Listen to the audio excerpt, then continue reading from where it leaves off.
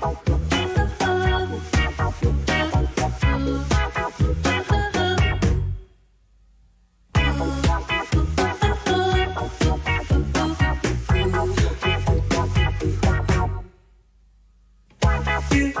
lettres qui façonnent une légende à 10 millions d'albums vendus dans le monde. M comme musique quand il devient chanteur lyrique dès sa prime enfance. I comme intensité et ses engagements, notamment pour le Liban. K comme kaléidoscope pour ses influences multiples. Et A comme Apocalypse, Calypso Tour, qui marquera son grand retour sur scène en 2024. Mika est en aparté. Bonsoir Mika. Bonsoir. Bienvenue en aparté. Comment allez-vous ? Très bien. Avec ce sourire qui nous emporte, ravi de vous accueillir. Il est super cet appartement. Ouais.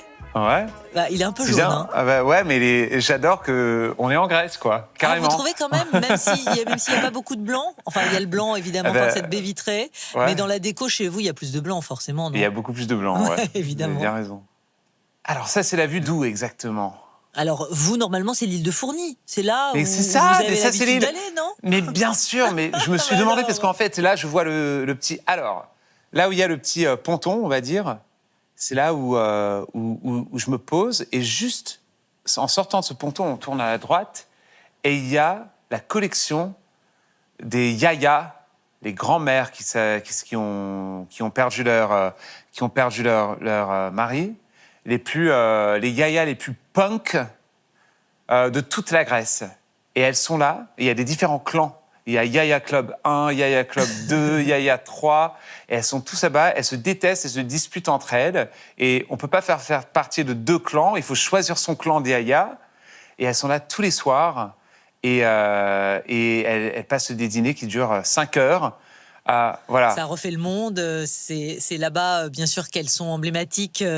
La Grèce précisément, vous avez découvert comment c'est devenu vraiment une destination phare pour vous, votre compagnon Yvi, je crois que vous avez passé le confinement à Athènes même. Exactement, j'ai passé mon confinement à Athènes, mais avant ça, en fait, lui, Andy, on est ensemble depuis 18, presque 19 ans. C'est fou à notre époque. C'est fou à notre époque, mais non, c'est une belle longévité quand même. Alors, en fait, ce qui s'est passé, c'est que c'était avant mon premier single est sorti, et donc ça a survécu beaucoup de différentes choses, beaucoup de challenges.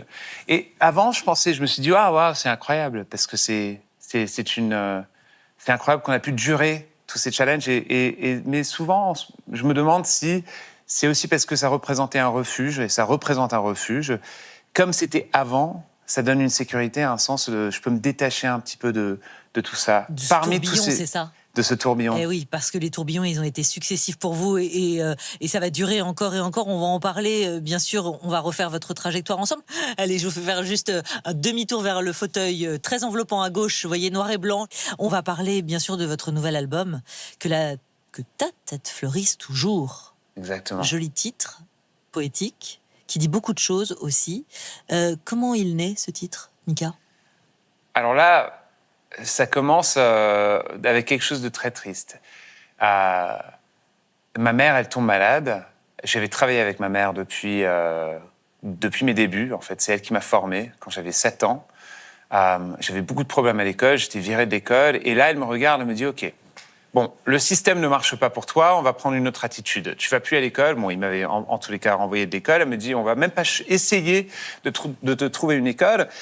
Tu vas aller faire quelque chose d'autre. » Je suis allé au parc, je faisais de la musique, on s'entraînait tous les jours, 5 heures par jour. On travaille ensemble, longue histoire, mais on travaille ensemble jusqu'à quelques mois avant sa mort. Elle était malade avec un cancer du cerveau, un cancer qui s'appelle une glioblastome. Elle voulait m'acheter un cadeau pour mon anniversaire. Je déteste les cadeaux d'anniversaire. Et là, elle voulait absolument m'acheter un cadeau d'anniversaire. Et comme elle savait toujours que j'ai détesté les cadeaux d'anniversaire, elle cherchait à me faire mes cadeaux d'anniversaire avec ses propres mains, parce qu'elle avait un atelier de couture. Et là, mes sœurs la disent « Non, mais tu peux pas sortir. » Elle ne pouvait plus écrire à ce point-là. Elle dit « Non, donnez-moi l'iPad. » On avait pris un iPad pour qu'elle puisse dessiner. Elle fait un dessin. Et mon cadeau d'anniversaire, c'était un dessin, un petit portrait naïf de moi, avec des fleurs qui sortent de ma tête, habillé avec un t-shirt marseillaise, on va dire, bleu et blanc. Et Et là, elle écrit le message Mika, happy birthday, may your head always bloom. Que ta tête fleurisse toujours. Et elle me l'a envoyé, ça c'était mon cadeau. Et c'était seulement après sa mort que je me suis rendu compte de ce qu'elle avait fait. Le fait que quelqu'un qui a les capacités cérébrales, qui est en train de l'échapper, exactement, est en train de souhaiter à quelqu'un d'autre que ta tête fleurisse toujours, que tu puisses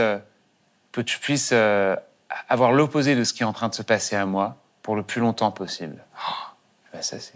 Que la vie l'emporte toujours, en quelque sorte. C'est ce que votre maman vous a laissé en héritage, mais pas seulement, bien sûr, on l'a compris. Et cette chanson, si vous êtes OK, vous rendez justement hommage à votre maman décédée donc il y a maintenant pratiquement 2 ans. Elle s'appelle C'est la vie, ça boucle ce qu'on disait à l'instant, c'est la vie qui l'emporte. N'est-ce pas Mika? On écoute.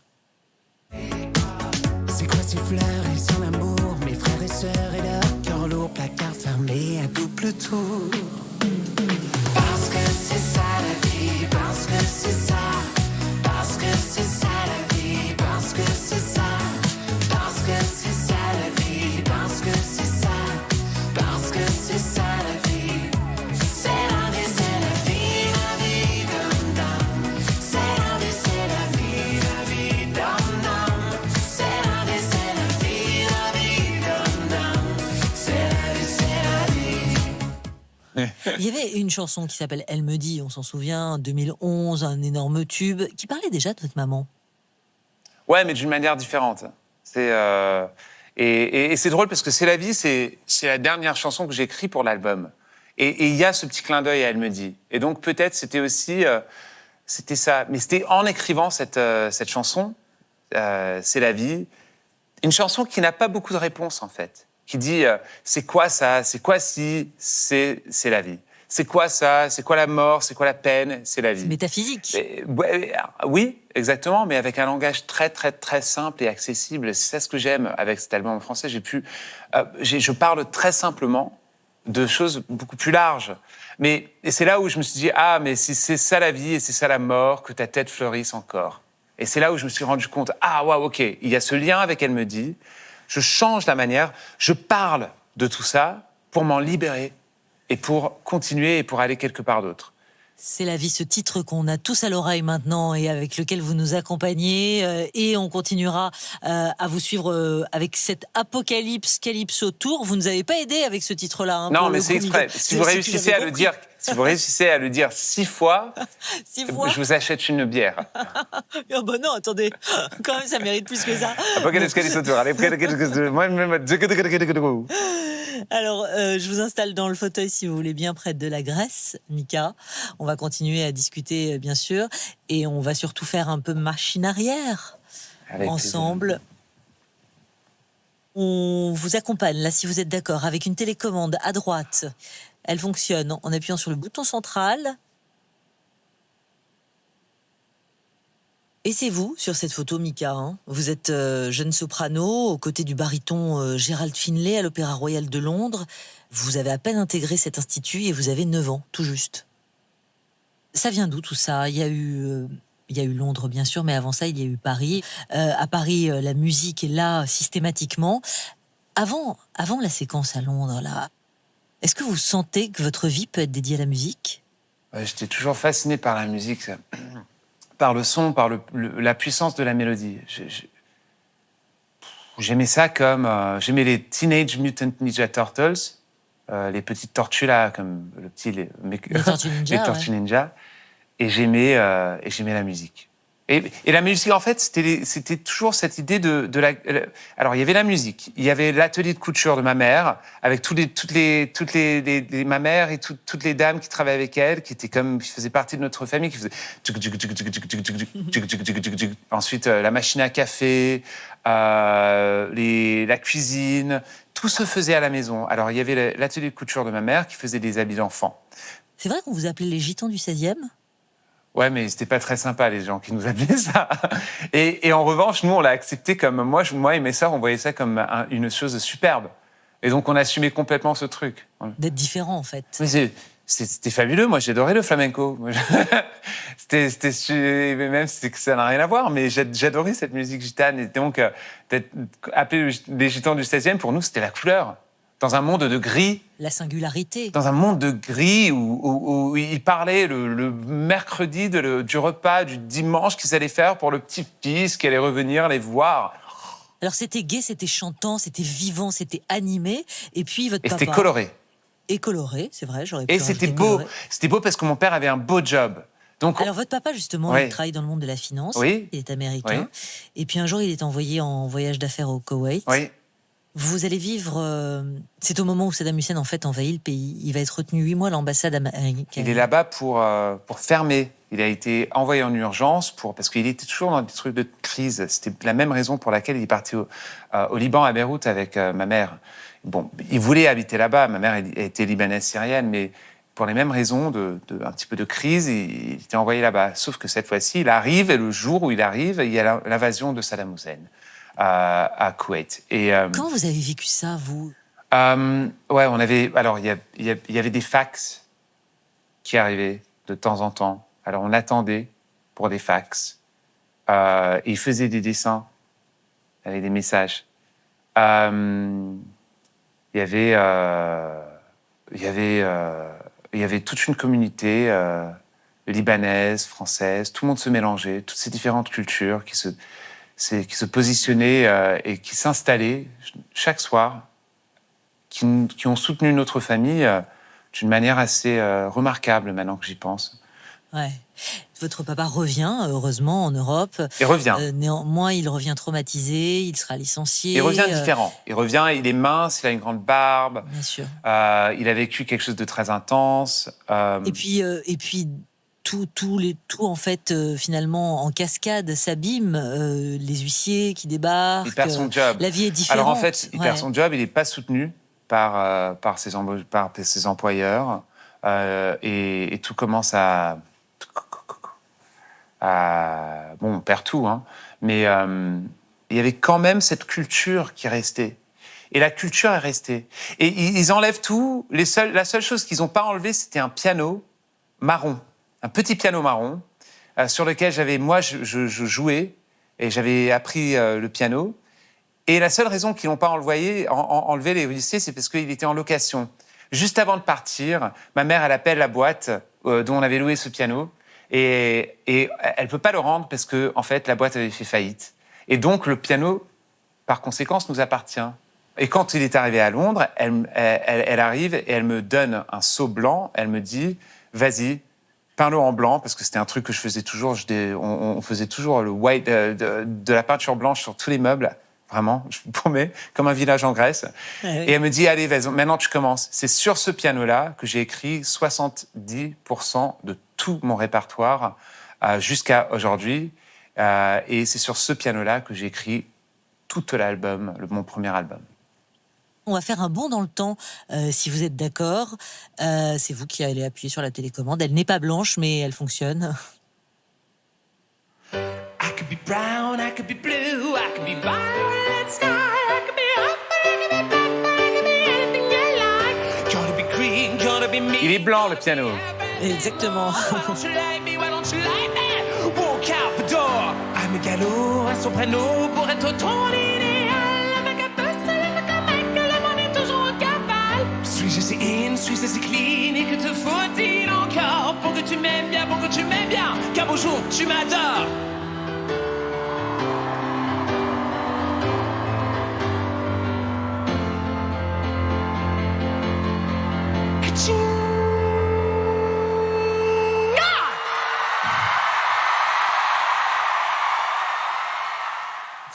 Ah ouais, franchement, il y a une vibration incroyable au Parc des Princes à Paris.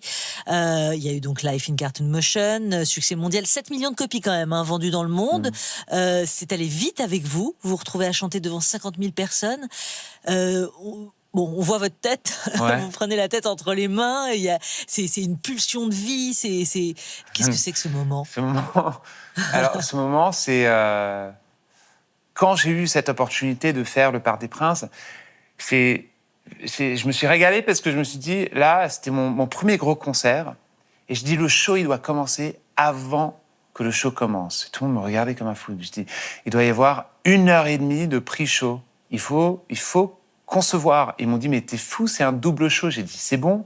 Comme ça, quand tu rentres, il y a un mec sur la scène qui est dans un autre monde et tu rentres et ça te préconditionne. Et tu sais pas si tu rentres dans un cauchemar ou dans un rêve. Parce qu'à la fin, Alors, voilà. c'est marrant l'analogie que vous faites, parce que là, c'est un rêve qui devient réalité, mais avant ça, ça a été quand même chaotique.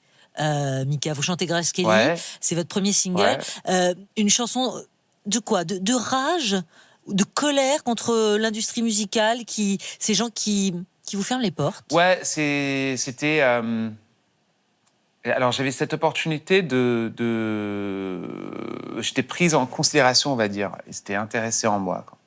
Par une compagnie qui s'appelle 19.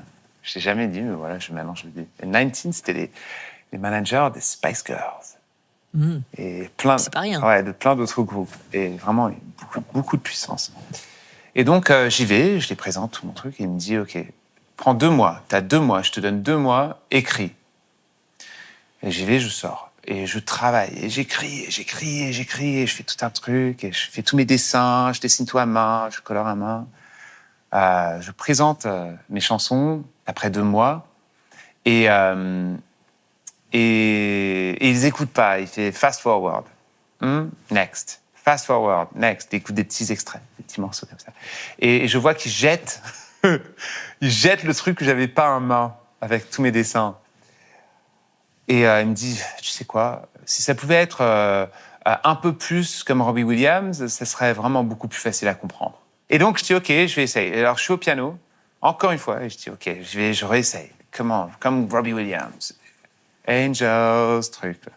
Et là, tout d'un coup, je regarde, et il est 2h30 du matin, et c'est là où je dis, vous voulez que je suis comme Robbie Williams, mais je vais faire comme Grace Kelly. Et il y a une raison pour Grace Kelly qui est liée à ma grand-mère. Et est-ce que c'est trop féminin pour vous? Est-ce que mon regard est trop mielleux? Est-ce que je suis dégueulasse quand je cherche à vous plaire? Est-ce que j'ai besoin de me mettre sur une assiette pour que vous puissiez m'aimer ou croire en moi? Qu'est-ce qu'il faut? Je peux être toutes les couleurs du monde. Mais à la fin, je vais toujours revenir à moi et je pense qu'on va toujours avoir un problème. Donc, allez vous faire foutre. Et je l'ai enregistré sur mon mini-disque et je l'ai transféré à une cassette. J'ai imprimé les paroles, j'ai dit, et j'ai envoyé le truc, ils m'ont jamais rappelé. Vous avez douté à ce moment-là? Oh, mais bien sûr que si. Bien sûr, pour moi, cette chanson, c'était juste un petit peu... Elle me dérangeait. C'était trop moi. Trop moi. J'avais trop fait sortir ma personnalité et j'avais honte. C'est fou ça, parce que chez vous, il y a effectivement, oui, votre famille, votre sexualité, vos choix, tout ça, ça a été souvent mis en avant. Vous disiez à un moment que tous les à côté justement de votre métier, la promo, le rapport aux médias, c'était une torture. Au début. Ça s'est arrangé, tout ça? Ouais, ça s'est arrangé. On est en train d'avoir une conversation, non? Mais je veux dire, c'est pas un supplice intérieurement? Non, pas du tout. Pas du tout. Mais c'est parce que, évidemment, que Grace Kelly, ça parle d'une crise d'identité qui était provoquée par ce processus d'être approuvé ou que quelqu'un d'autre trouve de la valeur en moi. Et je savais que le mec, il me disait que j'étais un peu trop quelque chose, mais il voulait pas me le dire. Et donc, quand j'ai répondu avec « je vais faire Grace Kelly », je vais être comme Grace Kelly, qu'est-ce que vous en pensez? J'avais honte de cette chanson. Et c'est cette chanson, en fait, qui m'a aidé à ne pas avoir honte, dans un sens. Et la chanson, elle sort, et en Angleterre... Finalement, un étendard. Ouais, mais elle sort, et en Angleterre, les médias... écrivent des choses sur moi par rapport à ma sexualité, mon identité, qui est... Et là, c'était tellement dur à vivre, c'était tellement contre-productif par rapport à ça. Et franchement, je pense que beaucoup des choses qui ont été écrites quand j'avais 22 ans ne seront pas permis aujourd'hui, autorisées aujourd'hui. Et il y avait des articles sur moi, qui était clairement très, très, très homophobe. Et je le dis, et c'était honteux. Et moi, je pensais que c'était entièrement ma faute. Et en même temps, il se retournait et disait, mais alors, assume ta sexualité. Et je dis, mais déjà, vous écrivez tous ces trucs et ensuite vous me dites que que j'ai pas le courage et que je suis honteux parce que je n'assume pas ma sexualité. Ça, quoi, ça? C'est seulement quand je me suis protégé, je me suis détaché un petit peu de ça, de tout ce bruit médiatique, de tout ça, et j'étais jeune, hein, et j'ai trouvé quelqu'un, j'ai assumé vraiment, j'ai trouvé une manière de dire, OK, en fait, je suis vraiment heureux avec cette personne, et je suis allé, j'ai parlé avec ma famille, j'ai parlé avec ma mère, j'ai parlé avec mes sœurs, tout ça. Ma mère, totalement OK, mes sœurs, pas aussi simple, mais ça a pris un petit peu plus de temps. C'est comme ça, les familles. Hein. On ne peut jamais savoir ce qui va se passer. Qu'ensuite, j'ai pu le faire. Mais heureusement que je pense que le monde, au moins en Angleterre et en Europe, ça a changé. C'est bien. C'est pas le cas dans tout le monde, mais au moins ça a changé. C'est pas comme ça maintenant. Alors, on va parler, s'il vous plaît, maintenant d'un autre sujet qui est fondamental pour vous. C'est vous qui allez actionner toujours cette télécommande. Ouais. Elle est bien, cette télécommande. This is the way you left me. I'm not pretending. No hope, no love, no glory. No happy ending. This is the way that we love, like it's forever. Then live the rest of our life, but not together. Pour tout le monde en France, bonsoir. Ouais. Et bienvenue dans notre théâtre. Il est vide, mais pas du tout. Parce que ce théâtre est complètement plein. Vous êtes des milliers et des milliers autour du monde ce soir. On l'a rempli grâce à vous. On est le 19 septembre 2020 et c'est ce concert virtuel I Love Beyrouth que vous organisez en ligne afin de soutenir les victimes des explosions, bien sûr très marquantes du 4 août 2020 dont le pays a encore beaucoup de mal à se remettre. Ça frappe le port de Beyrouth. Je voudrais dire un mot bien sûr de vos origines parce qu'elles sont multiples. Mika, votre maman, vous l'aviez dit, libano-syrienne, un papa américain né à Jérusalem, élevé au Caire, à Washington, à Londres. Vous avez 1000 couleurs en vous. Vous n'avez vécu qu'un an au Liban. 1 an et demi, ouais. Ouais, 1 an et demi, vous étiez vraiment petit. Ouais. 5 enfants, cette famille qui quitte le Liban avec vous, Mino. Qu'est-ce qu'il y a de si libanais en vous? C'est une bonne question. C'est un petit peu comme, je dis souvent, la mythologie d'un pays en suspension partout, qui est dans la musique qu'on écoutait quand j'ai grandi, les tapis, les meubles, l'enfance de mes parents et le pourquoi aussi de notre naissance. C'était le Liban qui les a réunis. Absolument.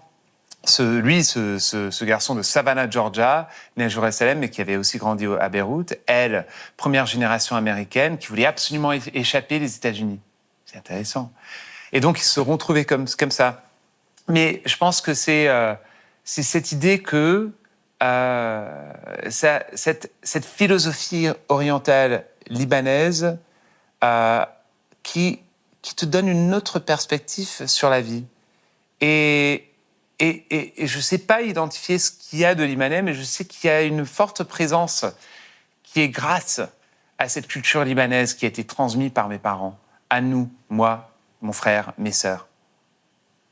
Mika, vous voulez bien faire quelques pas dans l'appartement? Ouais. Vers la bibliothèque, s'il vous plaît. La bibliothèque, ok, ici. Après la cheminée. Alors après la cheminée, il y a encore quelques éléments, si vous voulez faire encore 3 pas.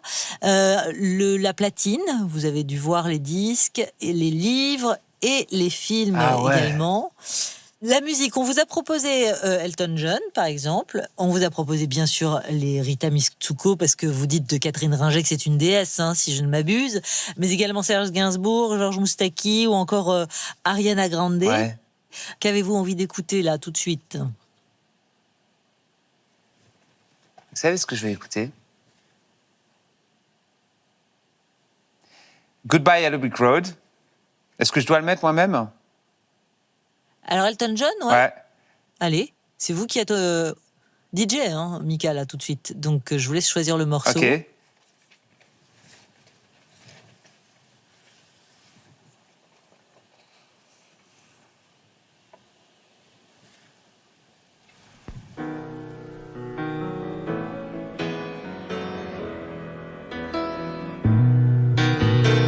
Goodbye, Norma Jean.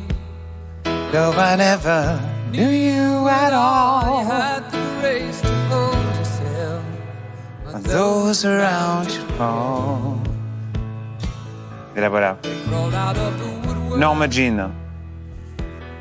and they whispered into your brain. They set Set you on a treadmill. and they Made you change your name. Et les illustrations de cet album, And it seems to me you live c'est une énorme inspiration en fait. Ça, même avant que j'ai fait mon premier album, j'ai toujours dit que l'illustration devait faire partie de l'univers. Parce qu'on a l'impression qu'on rentre dans un autre monde. to know you, but I was just a kid. The candle burned out long before. The legend ever did. Magnifique. Superbe morceau, ouais, d'Elton John, bien sûr, qui rend hommage à Norma Jean. C'est le nom de naissance de Marilyn Monroe, bien sûr. Un plaisir de l'écouter avec vous. Mika, on a pensé à un petit cadeau qui pouvait vous faire plaisir. Ah, Un petit cadeau qui pourrait vous faire plaisir. Il est dans l'angle du canapé. oh, c'est lourd. Vous avez sans Ah. doute compris pourquoi. L'Olympia, scène de légende, paru au Cherche Midi à l'occasion des 130 ans de la salle mythique parisienne, parce que 2007 est gravé dans votre cœur, dans votre âme pour toujours, j'imagine, hein, Absolument. la tournée de Life in Cartoon Motion. Et je me souviens toujours de ce concert. Et Mathieu. Je savais pas. En fait, j'étais malade. J'étais fatigué. J'arrive à l'Olympia et on est en retard parce que le train était en retard. Et c'est féroce. Et ce qui se passe, c'est juste féroce. Et le public, le théâtre tremble. Et j'étais choqué. J'étais totalement choqué. Je ne savais pas quoi faire. Et il y a un DVD aussi de cet album, de ce concert. Et si on regarde le début du concert, on voit que ma voix, elle est un peu... Chevrotante. Ouais, exactement. L'émotion, et pour cause, était là. Merci beaucoup, Mika, en tout cas, d'être venu nous en dire un peu davantage sur vous ce soir en aparté. Mais surtout, on aimerait bien que vous nous laissiez une petite photo. Avec plaisir. Vous voyez, l'appareil, il est tout de suite là, à côté de vous. Voilà. Il y a un bouton rouge sur lequel il faut appuyer une première fois. Et ensuite, vous allez rappuyer dessus. Il a juste besoin de se chauffer, cet appareil. Voilà. Parfait. Et le cliché va rester là, si vous êtes d'accord. Il met un petit peu de temps à sécher. On va le garder précieusement. Je vous le laisse ici.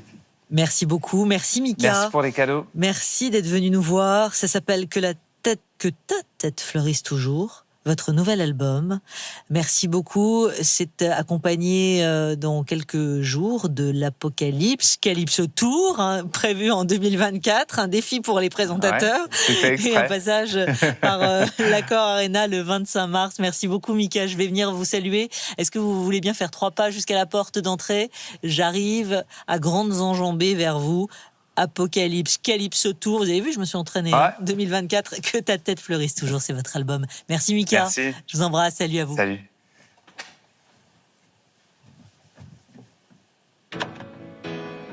Ah, super.